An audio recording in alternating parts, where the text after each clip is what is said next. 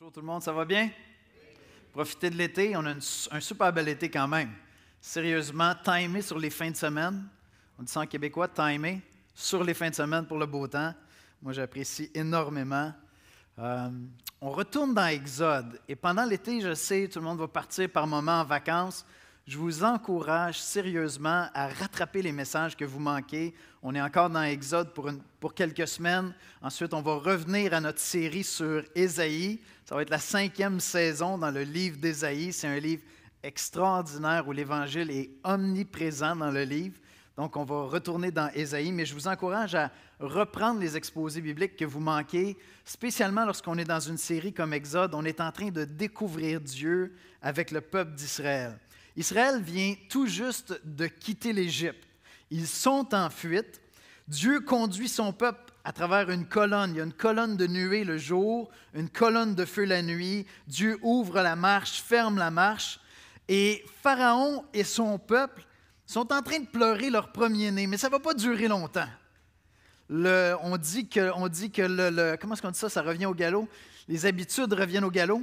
Alors, rapidement, ils vont se dire « Aïe, aïe, je pense qu'on a fait une gaffe, on a perdu nos esclaves. » Littéralement, on a perdu notre main-d'œuvre et ils vont se lancer à la poursuite d'Israël pour récupérer leurs esclaves. Mais Dieu va s'interposer par un miracle absolument extraordinaire, un des miracles les plus connus de la Bible, la mer qui va s'ouvrir, Israël va traverser, se refermer sur l'armée de Pharaon ensuite. Et donc, c'est un des miracles les plus impressionnants dans la Bible. Il y a plein de miracles dans la Bible. C'est un de ceux ça frappe l'imaginaire, hein, ça frappe notre imagination. Mais le plus important dans ce miracle-là, ce n'est pas le miracle en lui-même. C'est ce que Dieu veut enseigner à son peuple. C'est ce que Dieu veut enseigner aux êtres humains de toute la terre. À travers cette intervention, Dieu veut manifester sa gloire. Il veut se faire connaître. Qui est-il?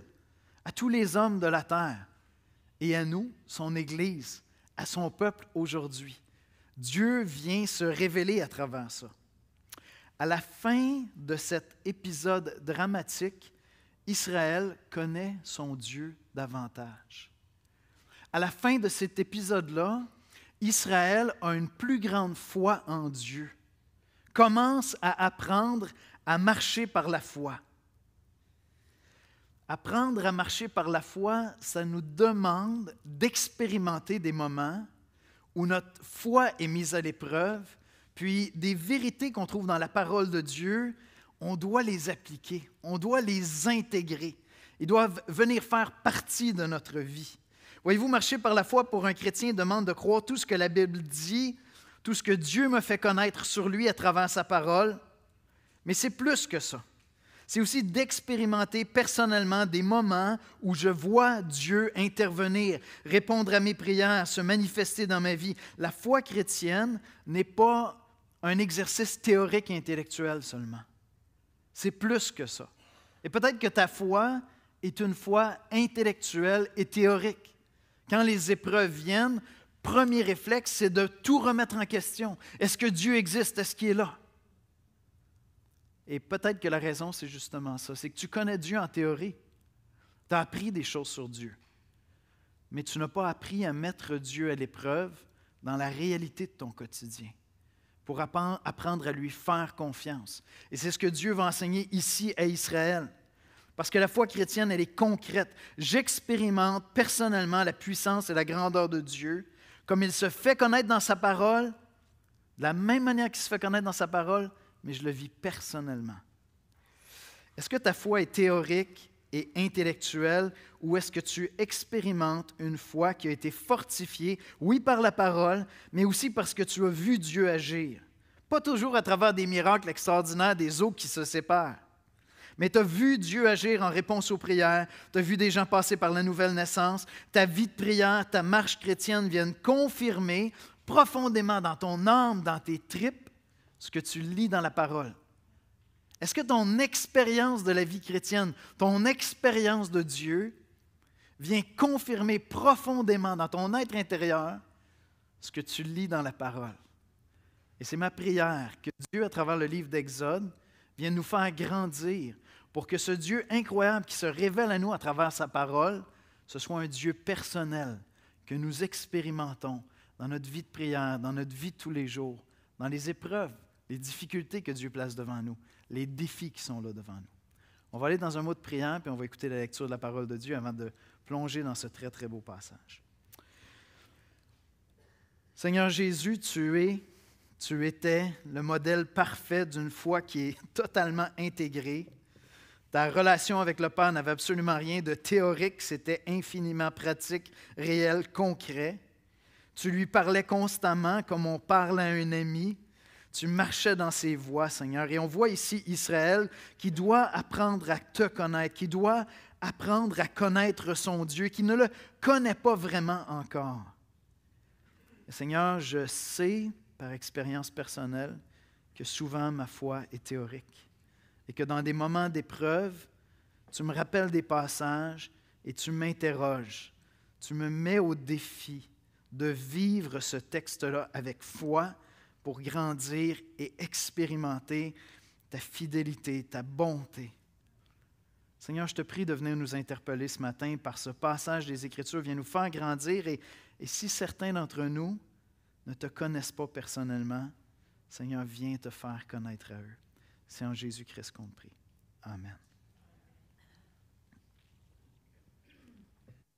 Eh bien, la lecture biblique de ce matin est dans le livre de l'Exode, chapitre 14, les versets 1 à 14 et 21 à 31 dans la nouvelle édition de Genève. Donc, Exode, chapitre 14, les versets 1 à 14 et 21 à 31. Donc, Exode 14, les versets 1 à 14. L'Éternel parla à Moïse et dit, « Parle aux enfants d'Israël, qu'ils se détournent et qu'ils campent devant Pi-Hahiroth entre Migdol et la mer vis-à-vis de Baal-Tsephon. Et c'est en face de ce lieu que vous camperez près de la mer. Pharaon dira des enfants d'Israël, ils sont égarés dans le pays. Le désert les enferme. J'endurcirai le cœur de Pharaon et il les poursuivra. Mais Pharaon et toute son armée serviront à faire éclater ma gloire. Et les Égyptiens sauront que je suis l'Éternel, et les enfants d'Israël firent ainsi. On annonça au roi d'Égypte que le peuple avait pris la fuite. Alors le cœur de Pharaon et celui de ses serviteurs furent changés à l'égard du peuple.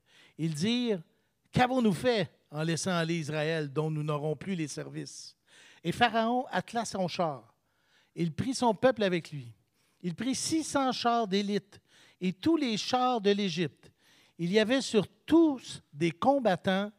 L'Éternel endurcit le cœur de Pharaon, roi d'Égypte, et Pharaon poursuivit les enfants d'Israël. Les enfants d'Israël étaient sortis la main levée. Les Égyptiens les poursuivirent et tous les chevaux, les chars de Pharaon, ses cavaliers et son armée les atteignirent, campés près de la mer, vers Pi-Hahiroth, vis-à-vis de Baal-Tsephon. Pharaon approchait. Les enfants d'Israël levèrent les yeux, et voici, les Égyptiens étaient en marche derrière eux, et les enfants d'Israël eurent une grande frayeur et crièrent à l'Éternel. Ils dirent à Moïse, « N'y avait-il pas de sépulcre en Égypte sans qu'il soit besoin de nous mener mourir au désert? Que nous as-tu fait en nous faisant sortir d'Égypte? N'est-ce pas là ce que nous te disions en Égypte? Laisse-nous servir les Égyptiens, car nous aimons mieux servir les Égyptiens que de mourir au désert. » Moïse répondit au peuple, « Ne craignez rien. Restez en place et regardez la délivrance que l'Éternel va vous accorder en ce jour.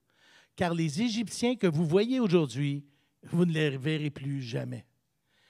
L'Éternel combattra pour vous, et vous, gardez le silence. » Et les versets 21 à 31. Moïse étendit sa main sur la mer, et l'Éternel refoula la mer par un vent d'Orient qui soufflait avec impétuosité toute la nuit. Il mit la mer à sec, et les eaux se fendirent. Les enfants d'Israël entrèrent au milieu de la mer à sec, et les eaux formaient comme une muraille à leur droite et à leur gauche. Les Égyptiens les poursuivirent, et tous les chevaux de Pharaon, ses chars et ses cavaliers, entrèrent après eux au milieu de la mer. À la veille du matin, L'Éternel, de la colonne de feu et de nuée, regarda le camp des Égyptiens et mit en désordre le camp des Égyptiens. Il ôta les roues de leurs chars et en rendit la marche difficile. Les Égyptiens dirent alors, « Fuyons devant Israël, car l'Éternel combat pour lui contre les Égyptiens. » L'Éternel dit à Moïse, « Étends ta main sur la mer, et les eaux reviendront sur les Égyptiens, sur leurs chars et sur leurs cavaliers. » Moïse étendit sa main sur la mer, et vers le matin, la mer reprit son impétuosité et les Égyptiens s'enfuirent à son approche, mais l'Éternel précipita les Égyptiens au milieu de la mer. Les eaux revinrent et couvrirent les chars, les cavaliers et toute l'armée de Pharaon qui était entrée dans la mer après les enfants d'Israël. Il n'en échappa pas un seul, mais les enfants d'Israël marchèrent à sec au milieu de la mer, et les eaux formaient comme une muraille à leur droite et à leur gauche. En ce jour, l'Éternel délivra Israël de la main des Égyptiens. Et Israël vit sur le rivage de la mer les Égyptiens qui étaient morts. Israël vit la main puissante que l'Éternel avait dirigée contre les Égyptiens, et le peuple craignit l'Éternel. Ils crurent en l'Éternel et en Moïse, son serviteur. Merci, Michel.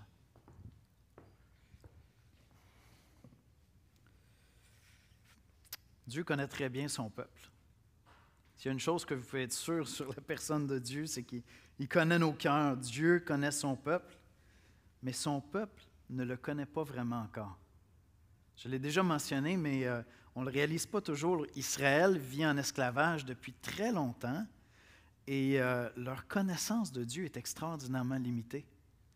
Ils vont commencer une véritable relation avec Dieu. Alors Dieu connaît son peuple, mais le peuple ne le connaît pas et Dieu doit se révéler à eux pour qu'ils apprennent à le connaître. Et parce que Dieu les connaît, bien, il va les conduire dans leur sortie d'Égypte et il va lui-même les protéger d'eux-mêmes. Il doit les protéger d'eux-mêmes et de la faiblesse de leur foi. Dans le chapitre précédent, au chapitre 13, versets 17-18, on lit ceci. « Lorsque Pharaon laissa aller le peuple, Dieu ne les conduisit point par le chemin du pays des Philistins, quoique le plus proche, car Dieu dit, le peuple pourrait se repentir, c'est-à-dire changer d'idée, en voyant la guerre et retourner en Égypte. Mais Dieu fit faire au peuple un détour par le chemin du désert vers la mer Rouge. Les enfants d'Israël montèrent en armée hors du pays d'Égypte. » Dieu sait qu'au lieu d'avancer par la foi, grandir par la foi, construire sur ce qu'il leur a déjà révélé. Je veux dire, ils ont assisté quand même au display, ils ont vu la puissance et la gloire de Dieu. Dieu sait qu'au lieu de construire sur ça, son peuple pourrait être très tenté de retourner en esclavage vers ce qui est connu, vers ce qui est certain. Et Dieu veut leur faire connaître combien il est bon et combien il veut prendre soin d'eux. C'est quand même fort comme idée, hein? Ils sont en esclavage depuis des centaines d'années. Ils viennent d'être libérés. Ils viennent de voir la puissance de Dieu. Et Dieu sait que la tentation serait très, très forte pour eux de retourner en esclavage. Est-ce que ça nous arrive, ça? Est-ce que ça nous arrive à nous? Est-ce qu'il y a des domaines dans ta vie où Dieu veut t'amener ailleurs dans ta foi, veut te faire grandir dans ta foi? Et ça, c'est l'inconnu, c'est l'incertain. Dans des domaines pratiques comme le travail ou dans des relations ou tout simplement marcher par la foi avec Dieu. Mais ça, c'est l'inconnu. Et là, la tentation est très forte de ne pas prendre action, de retourner vers nos vieux péchés, nos petites dépendances ou tout simplement notre apathie spirituelle. Ne pas prendre les défis que Dieu place devant nous, puis rester assis parce que ça, c'est sécure. Dieu nous connaît. Dieu connaît son peuple. Et Dieu connaissait très bien le peuple d'Israël.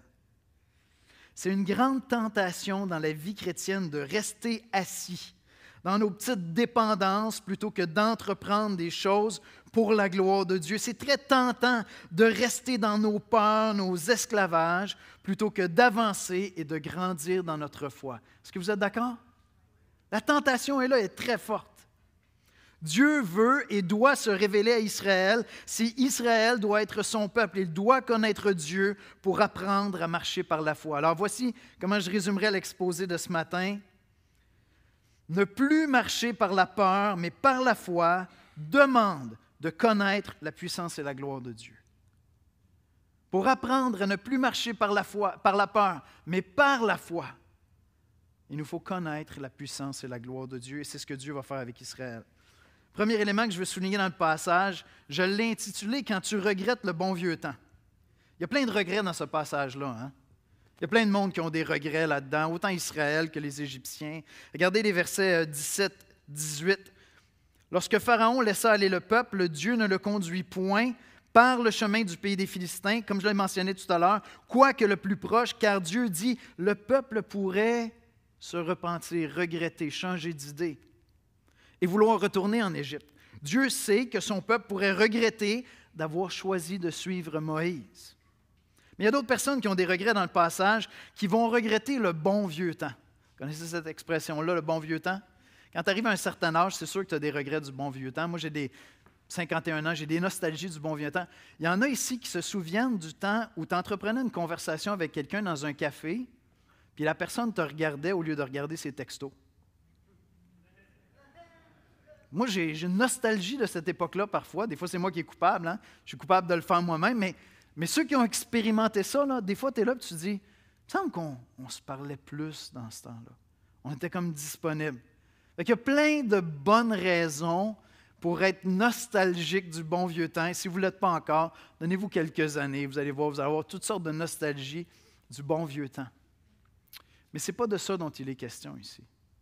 Il est question d'une version, je dirais, vicieuse ou malsaine de ces nostalgies qu'on peut avoir parfois de notre vie passée. Regretter le bon vieux temps où je marchais sans Dieu, puis il y avait certaines gratifications, certains péchés que il me semble que ce serait bon de retourner là. Puis, je pense que ça s'applique même à ceux qui on grandit dans l'Église, puis ils disent, mais moi, tu sais, le bon vieux temps sans Dieu, je n'ai pas vraiment connu ça. Certains même vont dire, je ne sais même pas exactement à quel moment je me suis converti. J'ai toujours marché dans l'Église. Il y a des moments où j'ai été plus sérieux dans ma foi. C'est correct. Le phénomène de la nouvelle naissance, c'est assez mystérieux. Des fois, c'est très clair. Des fois, tu ne sais pas exactement c'est à quel moment. Mais il peut arriver, même à ceux qui n'ont pas connu la vie sans foi ni loi, sans Dieu, d'avoir une espèce de nostalgie d'une vie qu'ils aimeraient vivre. Peut-être que toi, c'est ça. Tu te dis, écoute, moi, je n'ai jamais vécu vraiment à l'extérieur de l'Église, mais j'ai comme une nostalgie d'une vie que j'aurais aimé vivre. Tu sais, juste essayer quelques années sans Dieu. Il me semble que ce serait trippant, cette affaire-là. Bien, ici, Pharaon et son peuple vont terminer de pleurer leur premier-né pas mal vite. Pas mal vite. Ils vont pleurer quelques heures, quelques jours, on ne sait pas combien ça fait de temps que le peuple est parti, mais assez rapidement, ils vont commencer à se dire, « Hey, dans le bon vieux temps, on avait des esclaves. C'était quand même cool. Tu sais, tu n'as pas le goût de travailler, c'est plus facile, tu peux abuser de ces gens-là. C'est quand même la belle vie. » C'est littéralement ça, là. Ils regrettent d'avoir laissé partir leurs esclaves. Regardez le verset 5, chapitre 14, verset 5. « On annonça au roi d'Égypte que le peuple avait pris la fuite. Alors le cœur de Pharaon et celui de ses serviteurs. » Donc, ce n'est pas juste Pharaon. Hein. On a vu souvent que c'était Pharaon qui était endurci, puis tout le peuple d'Égypte souffrait. Mais là, tout le monde se dit, après tout, on a perdu nos esclaves. C'était le bon vieux temps. On avait des esclaves. C'était-tu génial? Et celui de ses serviteurs furent changés à l'égard du peuple. Ils dirent, « Qu'avons-nous fait en laissant aller Israël, dont nous n'aurons plus les services? » Ça fait juste quelques heures qu'ils ont perdu leur aîné.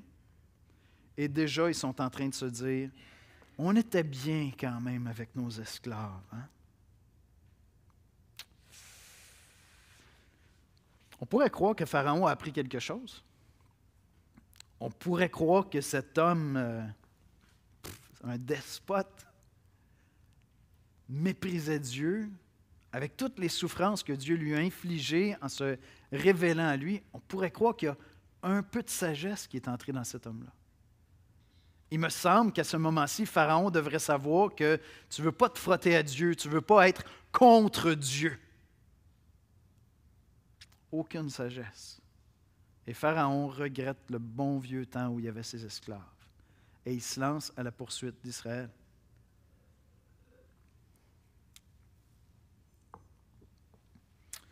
Mais il n'y a pas juste Pharaon puis son peuple qui regrette le bon vieux temps. Quand Israël apprend que Pharaon s'est lancé à leur poursuite, il regrette le bon vieux temps où ils étaient les esclaves en Égypte. C'est quand même fascinant, les deux parties sont totalement d'accord. Nous autres, on aimerait que vous reveniez comme esclaves, puis eux autres disent « Ben oui, je pense que ce serait une bonne idée. » C'est quand même fascinant, hein? L'abuseur puis les abusés sont totalement d'accord. Il faut retourner dans cette relation-là. C'est fascinant. C'est fascinant, la bêtise humaine, des fois. Exode 14, versets 10 et 12, Pharaon approchait, les enfants d'Israël levèrent les yeux, et voici les Égyptiens étaient en marche derrière eux. Et les enfants d'Israël eurent une grande frayeur et crièrent à l'Éternel. Ils dirent à Moïse, « N'y avait-il pas de sépulcre en Égypte, sans qu'il soit besoin de nous mener pour mourir au désert?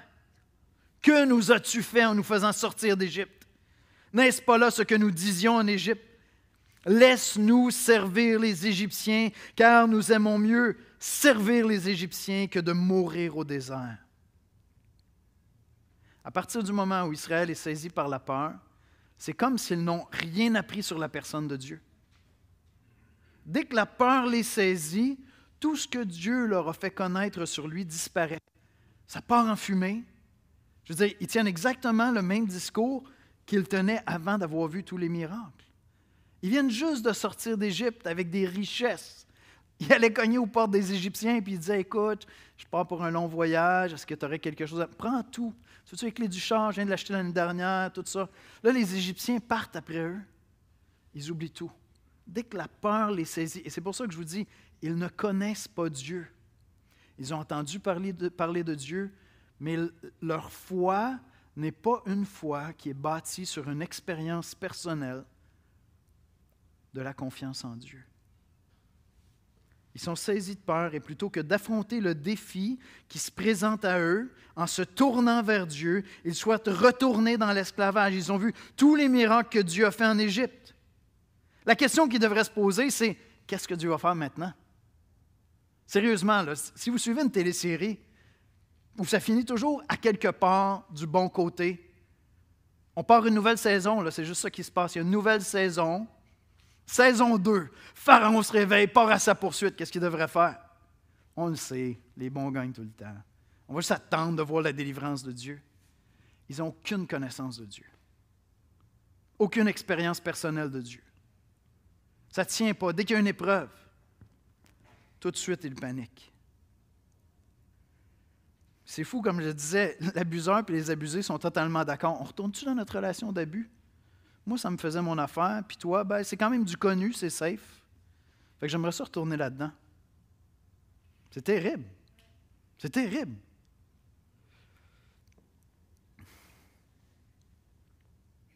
Pharaon aurait pu retenir quelque chose de la perte de son aîné.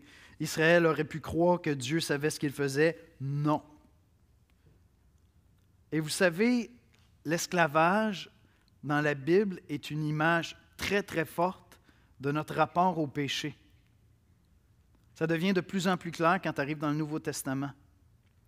L'esclavage d'Israël en Égypte est une image de notre rapport au péché, de notre esclavage à nous à l'égard du péché.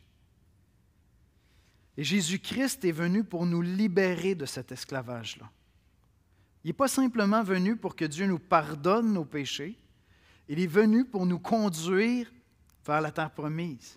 Il est venu pour nous conduire dans une nouvelle vie, dans une vie sans ces péchés-là, où on se sent totalement esclave.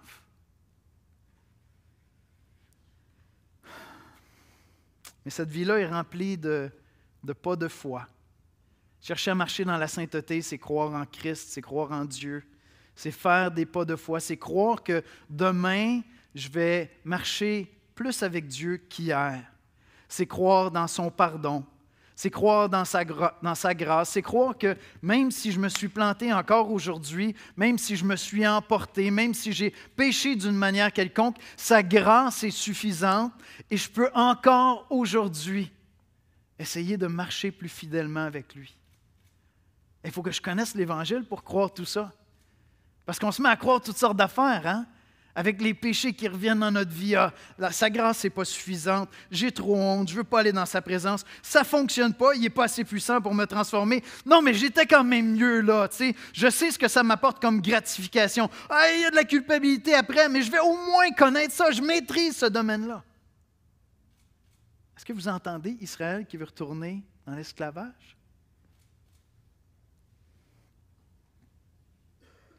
Et souvent, on est tenté de retourner à nos péchés qui sont connus, qui sont quelque part rassurants, ils nous apportent des petites gratifications et ne demandent pas d'efforts.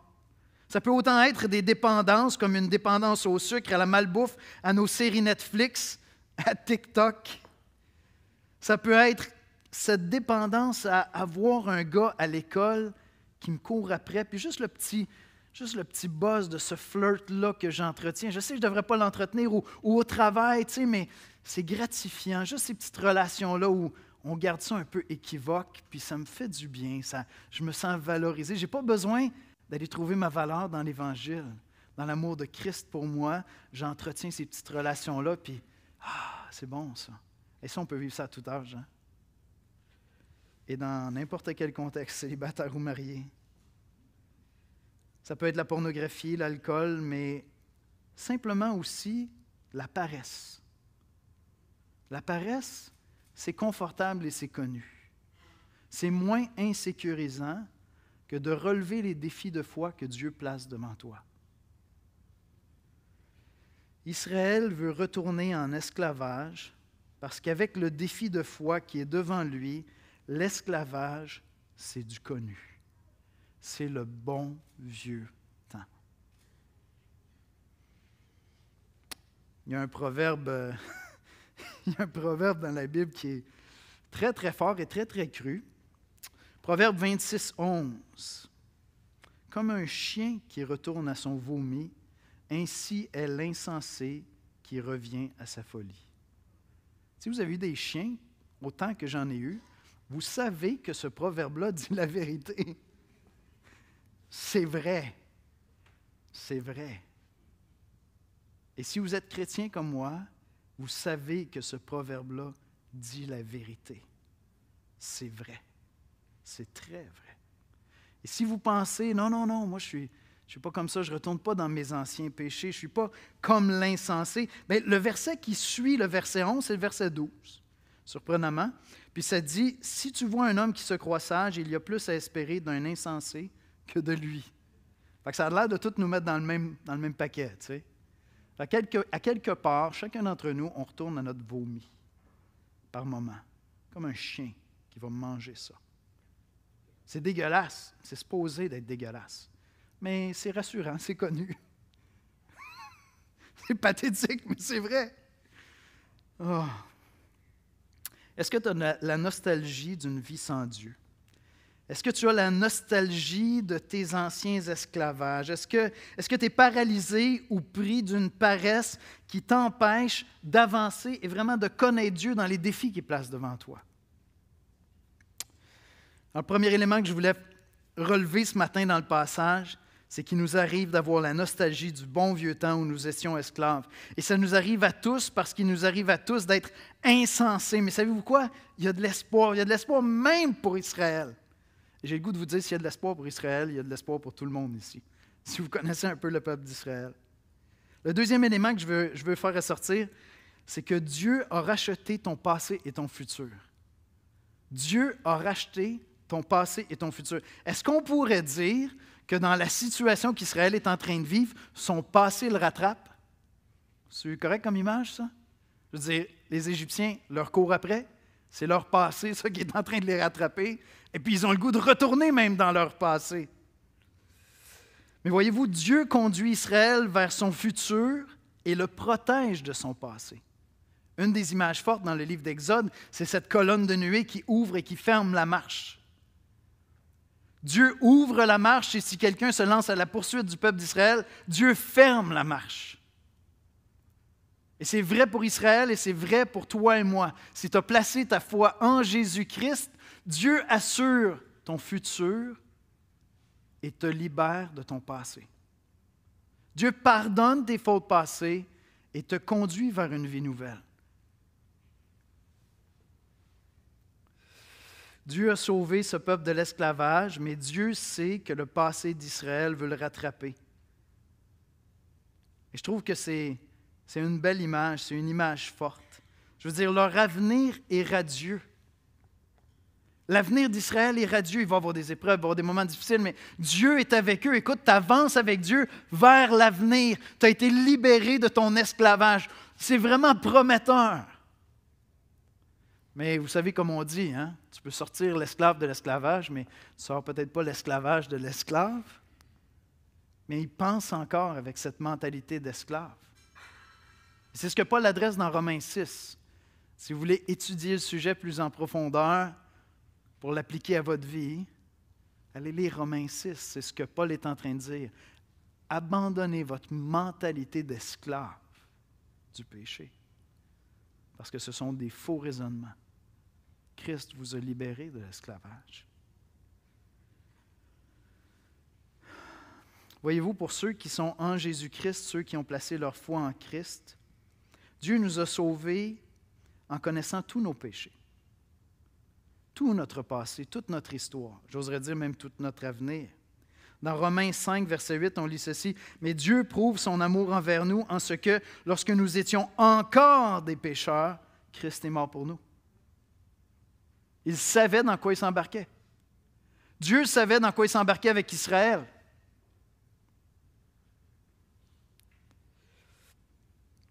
Et Christ assure notre éternité. Dans Jean 10, 28, on lit « Je leur donne la vie éternelle, et elles ne périront jamais, et personne ne les ravira de ma main. »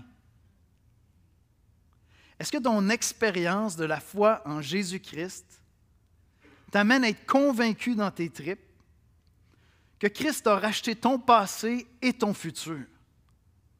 Que ton présent est sécure, même s'il est inconnu. Tu es devant une épreuve, tu te dis, mais là, qu'est-ce qui va se passer? Saison 2, l'Égypte est après nous. On relaxe. Dieu a racheté mon passé et mon futur. C'est lui qui est en train de me conduire. Est-ce que c'est ton expérience de la foi? Ou est-ce que c'est théorique tout ça? Puis quand les épreuves viennent, tu te dis, « j'aimerais tellement retourner dans l'esclavage. Pitié, ramène-moi en arrière. » Il faut le vivre. Il faut le vivre à travers des épreuves. La parole de Dieu nous révèle la vérité pour nous conduire dans la vérité. Et lorsqu'elle nous conduit dans la vérité, ce n'est pas simplement intellectuel, c'est quelque chose que j'expérimente. Les souffrances qu'on traverse, les épreuves qu'on traverse, ce sont des moments de grâce où Dieu est en train de former Christ en nous. Amen. Amen. Ce sont des moments de grâce. Parce que je sais que je suis entre les mains de celui qui a donné son Fils pour que je sois sauvé. Et la tentation pour nous, lorsqu'il y a des épreuves et de la souffrance qui vient, c'est de tout faire pour fuir la souffrance. Ça se comprend. Juste pour faire exprès, ce matin, je partais, puis un peu distrait, je me ferme la porte de la maison sur le doigt. Ben, je ne l'ai pas recogné, tu sais. Ça s'est arrêté là. Fait que ça se comprend. Tu veux fuir la souffrance, ça se comprend. Il y a des souffrances qu'on ne peut pas fuir. Et les fuir, c'est retourner dans l'esclavage, vers nos petites dépendances qui nous rassurent, puis ça nous fait du bien. Ça, c'est sûr.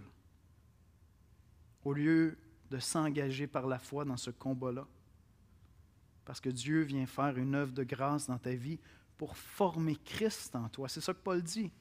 Jusqu'à ce que Christ soit formé en vous. Dieu est en train de se faire connaître à toi à travers des épreuves. Et je ne dis pas ça à la légère. Tu sais, le genre d'épreuve où tu dis, « Seigneur, viens m'enlever la vie. »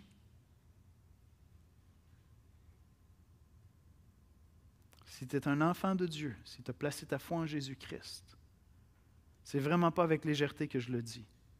C'est un moment de grâce. Parce que Dieu est souverain.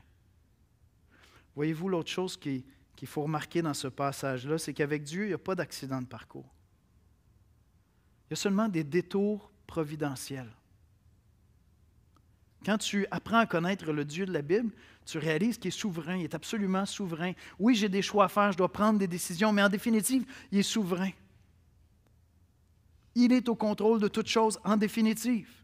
Je ne rentrerai pas dans la grande question de la responsabilité humaine puis des choix, mais ces deux vérités-là sont présentes. Je suis responsable et Dieu est absolument responsable, en définitive. Et donc, ce que Dieu fait ici avec Israël, il dit, ce n'est pas un accident que vous êtes coincés entre la mort et les Égyptiens. Moi, je vous ai amené ici parce que si je vous amenais là-bas devant les Philistins, vous retourniez en Égypte. Donc, on va régler la question des Égyptiens une fois pour toutes. Avec Dieu, il n'y a pas d'accident de parcours. Il n'y a que des détours providentiels où Dieu nous conduit pour grandir dans notre foi. Dieu est en train de se faire connaître à Israël qui ne le connaît pas vraiment. Et Dieu opère des détours providentiels dans ta vie, dans la mienne, de toutes sortes de manières. Il y a des situations où c'est nous qui avons mis les deux pieds dedans par bêtise, par stupidité. Mais il y a tellement de situations complexes, effrayantes, qui génèrent de la peur, qui nous donnent le goût de fuir, qui nous paralysent, qui nous amènent à s'asseoir et à ne plus bouger, sur lesquelles on n'a pas de contrôle. C'est Dieu qui permet ça providentiellement. Si je connais Dieu, je sais que sa providence opère. Sa providence, c'est quoi? C'est l'intervention de Dieu dans ton quotidien, sur toutes ces petites choses que tu ne contrôles pas. Avec Dieu, il n'y a aucun accident de parcours, que des détours providentiels. Et le peuple d'Israël doit apprendre à croire Dieu dans les détours providentiels.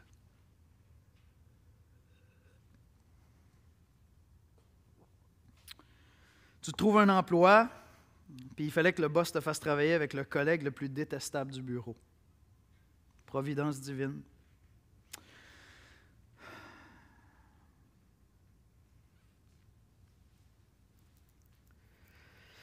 Les 2 dernières années, Dieu est souverain, hein?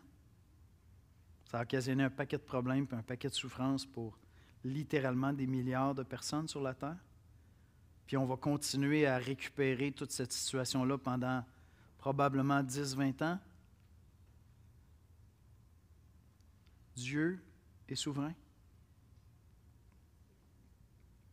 La providence de Dieu se manifeste souvent dans les choix de nos gouvernements qui viennent faciliter ou compliquer notre vie, protéger ou menacer nos vies. Pensons à la guerre en Ukraine. Et une des plus grandes leçons de la vie chrétienne est celle-ci. Avec Dieu, il n'y a pas d'accident de parcours.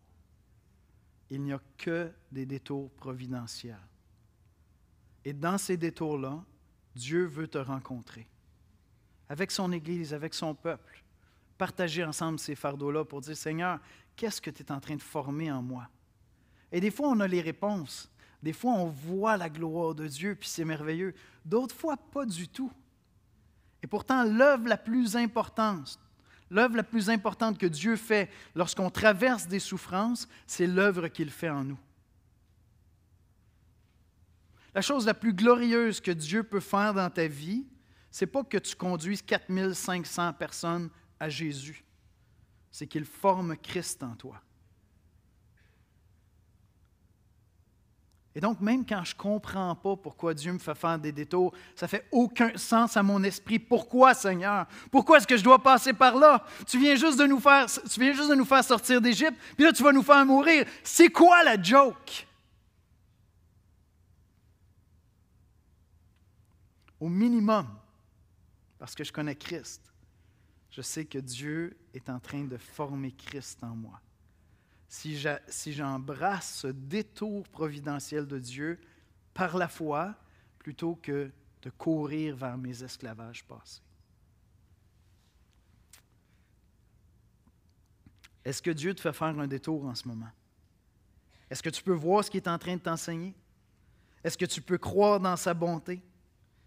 Est-ce que tu peux prendre ce détour pour grandir dans ta foi? Est-ce que ton passé semble te rattraper? Est-ce que ton avenir t'inquiète? Si tu as placé ta foi en Jésus-Christ, rappelle-toi qu'il a racheté ton passé et ton futur et qu'il est au contrôle de ton présent. Et Israël va devoir apprendre cette leçon-là parce que c'est ça, apprendre à connaître Dieu. Maintenant, on a dit au début de l'exposé que de ne plus marcher par la peur, mais par la foi, demande de connaître la puissance et la gloire de Dieu. Parce que lorsqu'on marche par la peur, c'est que dans le fond, on ne croit pas dans la puissance de Dieu. On n'avance pas par la foi à ce moment-là, on est paralysé. Mais Dieu veut se révéler, il veut que ta foi ne soit pas simplement une foi théorique. Il veut que ta foi soit vécue, expérimentée, que tu cumules les défis de foi, les épreuves de vie et que ça se bâtisse en toi. Il veut nous faire connaître sa gloire et sa puissance pour nous apprendre à marcher par la foi. Et vous savez quoi? Un jour, tous les hommes verront la gloire et la puissance de Dieu. Et c'est ça qu'on voit dans ce passage-là. Tous les hommes verront la puissance et la gloire de Dieu. Dans le passage de ce matin, Dieu dit au départ qu'il va montrer sa gloire aux Égyptiens en arrêtant l'armée de Pharaon. Et il l'a fait. Je veux dire, tout le peuple qui est resté en arrière au pays ont vu la gloire de Dieu et la puissance de Dieu. Et à la fin du même passage, il est dit qu'Israël a vu et a connu la gloire de Dieu et a cru en lui. Donc vous avez les Égyptiens, Pharaon et son armée, qui vont voir la gloire de Dieu, littéralement, tomber sur eux. Et vous avez le peuple d'Israël qui va voir la gloire et la puissance de Dieu. Mais les deux vont avoir une expérience complètement opposée de la gloire et de la puissance de Dieu. Les Écritures nous disent qu'un jour, tous les hommes sur la terre, toutes les femmes, vont voir la gloire de Jésus-Christ. Dans Romains 14, 11 et 12, on lit « Je suis vivant, dit le Seigneur, tout genou fléchira devant moi et toute langue donnera gloire à Dieu. Ainsi, chacun de nous rendra compte à Dieu pour lui-même. » Les Écritures nous disent que tu crois en Dieu ou non, que tu sois Pharaon qui méprisait Dieu, que tu sois Israël qui ne le connaissait pas trop, un jour, tous les êtres humains vont se présenter devant Dieu et tous genoux vont fléchir. Tout le monde va reconnaître. Certains pour entrer dans la gloire avec Dieu, certains pour être damnés loin de Dieu pour l'éternité. Mais tout le monde va reconnaître la gloire de Dieu. Tous les êtres humains un jour vont le faire. Et Pharaon a vu la gloire de Dieu. C'est triste, hein? Il avait déjà vu. Je veux dire, Pharaon avait déjà vu plein de fois jusqu'à perdre son aîné, mais sans jamais que son cœur soit transformé. Dieu va même aller jusqu'à dire, je vais endurcir son cœur, je vais le livrer à lui-même. Tiens, tu veux me mépriser, va jusqu'au bout de ta corde pour te pendre, mon ami. Mais Pharaon a vu la gloire de Dieu. Lorsqu'ils sont au milieu de la mer, il réalise et il s'écrie, l'Éternel est avec eux, fuyons. Allô? Allô, excusez-moi, c'est un mauvais jeu de mots, ils sont dans la mer. Hey, vous n'êtes pas vite. On va vous distribuer les espressos maintenant le dimanche matin, ça va?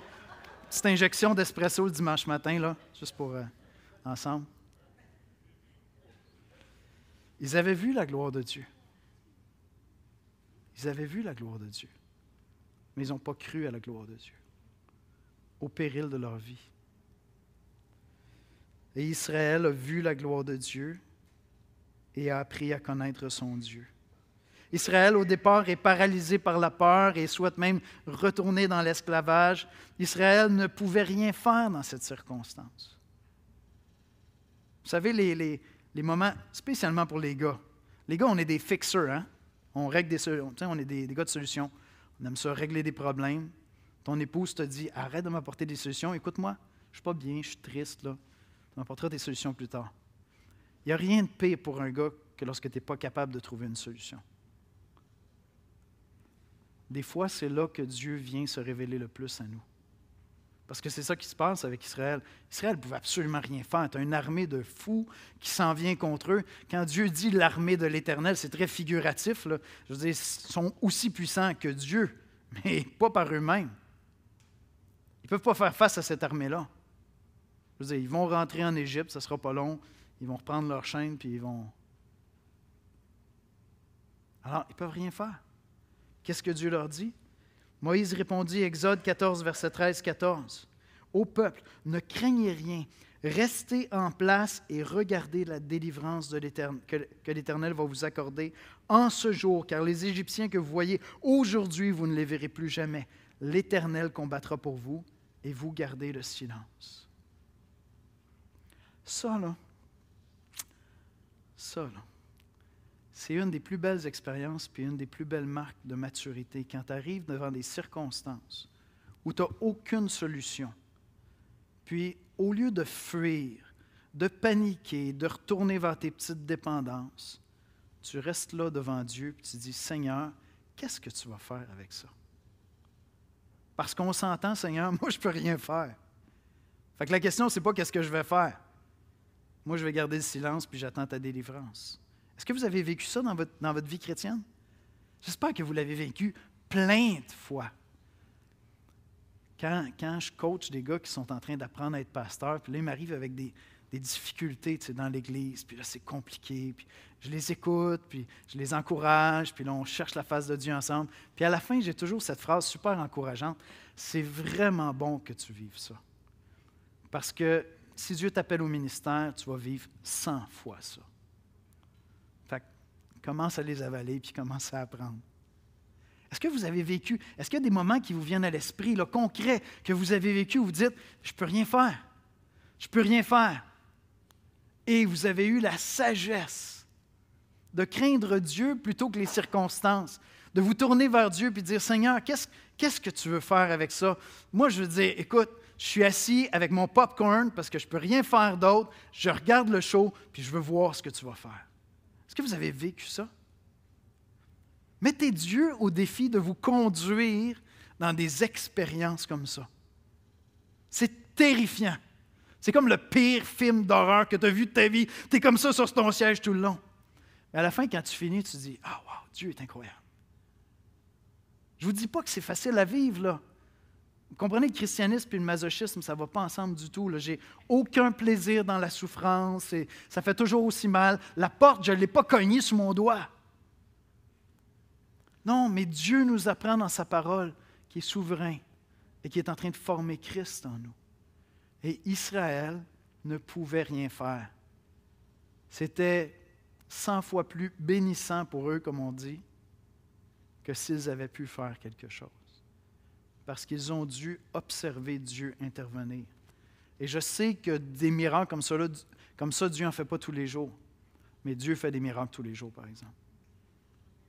Et si ce n'est pas l'expérience que vous avez de la foi, demandez à Dieu que votre foi passe de la théorie à la pratique, qu'elle passe des grands principes à l'expérience personnelle. Regardez le verset 31. Israël vit la main puissante que l'Éternel avait dirigée contre les Égyptiens, et le peuple craignit l'Éternel. Et il crut en l'Éternel. Dans la Sommeur, il eut confiance en l'Éternel et en Moïse, son serviteur. Je vais demander aux musiciens de venir me rejoindre à l'avant. Est-ce que tu te trouves dans une situation où tu n'as pas les moyens d'intervenir? Tu n'as pas la solution ou tu n'as pas la force de la déployer, de la mettre en œuvre? Si Dieu voulait te montrer qu'il est puissant et qu'il peut intervenir, est-ce que tu es prêt à prendre cette perspective-là sur cette situation-là actuellement?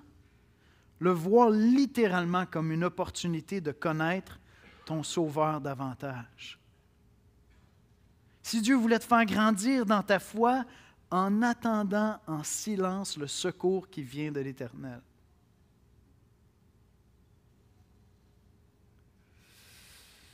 Ne plus marcher par la peur, mais par la foi demande de connaître la puissance et la gloire de Dieu.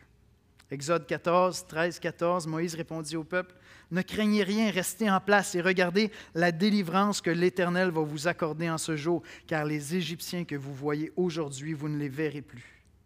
Vous ne les verrez plus jamais. L'Éternel combattra pour vous et vous gardez le silence. » Est-ce qu'il y a un domaine où Dieu veut te faire grandir dans ta foi, dans ta maturité, mais ça va te demander d'avancer par la foi? Ou est-ce que ta foi est théorique? C'est peut-être la foi de tes parents. Dieu aime répondre à ces prières-là. Puis des fois, ça prend du temps. Mais une fois que tu as commencé à prier concrètement pour voir Dieu agir, Dieu va se manifester. Et il y a plein de versets dans la Bible qui vont devenir réels dans ton âme, dans tes tripes. Et tu vas pouvoir partager la gloire de Dieu autour de toi. Amen? On va prier ensemble. Seigneur Jésus, comme je le disais en priant au début du message, ta foi à toi était parfaitement intégrée. Ta foi à toi, Seigneur, ce n'était pas de la théorie, du blabla, des principes. C'était une expérience très personnelle et réelle avec ton Père. Et Seigneur, c'est cette foi-là que tu veux former en moi. Et je sais, Seigneur Jésus, que ça me demande de faire face à des pharaons et des montagnes, Seigneur. Je prie, Seigneur, pour les frères et sœurs à l'Église qui sont face à des montagnes. Et le réflexe est là de dire, non, je vais retourner vers mes vieilles habitudes sécures. Je vais me laisser endormir dans ma foi. Je ne vais pas saisir la parole aux mots pour avancer par la foi. C'est trop effrayant. Seigneur, ne permets pas que nous soyons une Église qui avance par la peur, qui a une connaissance théorique de toi, qui connaît les principes de la parole, mais qui ne les expérimente pas. Au contraire, Seigneur, nous voulons te connaître personnellement, Seigneur. C'est absolument merveilleux, Jésus. Viens te manifester dans nos cœurs par ton Esprit Saint. Et si quelques personnes ici ce matin ne te connaissent pas personnellement, Seigneur Jésus, viens te révéler à lui, à elle, afin que tu deviennes réel à sa foi, Seigneur, tangible à sa foi, Seigneur, qu'elle puisse placer sa foi en toi. Seigneur, aide les frères et sœurs qui luttent à aller se retourner vers des anciens péchés, aller vers ce qui est sécure, aller vers là où ils peuvent s'endormir, Seigneur. Et donne-leur au contraire de se tourner vers toi par la foi, Seigneur Jésus. C'est en Jésus-Christ qu'on prie. Amen.